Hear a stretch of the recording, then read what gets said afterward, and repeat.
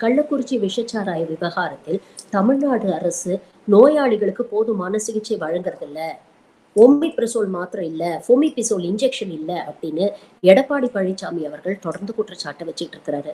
இந்த நிலையில சுகாதாரத்துறை அமைச்சர் திரு மா சுப்பிரமணியம் இன்னைக்கு ஒரு பிரஸ் மீட் நடத்திருக்காரு.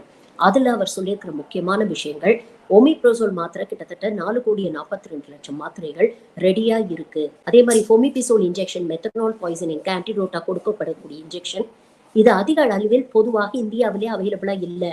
அப்படி இருந்தும் தமிழ்நாடு அரசு மும்பையில் இதை தயாரிக்கக்கூடிய கம்பெனியை அணுகி ஒரு இன்ஜெக்ஷனுக்கு 6,200 ரூபாய் கொடுத்து இன்னைக்கு ஸ்டாக் பண்ணி எல்லா மருத்துவமனையிலையும் வச்சிருக்கிறாங்க.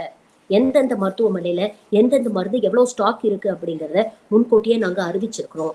முடிஞ்சா எடப்பாடி பழனிசாமி அவர்கள் சேலத்துல தான் இருக்கீங்க, கள்ளக்குறிச்சி பக்கத்துல தான் இருக்கு, உங்க ஆளுங்களை அனுப்பி ஒவ்வொரு மருத்துவமனையிலையும் எவ்வளவு எண்ணிக்கை இருக்குங்கிறத செக் பண்ணிக்க சொல்லுங்க.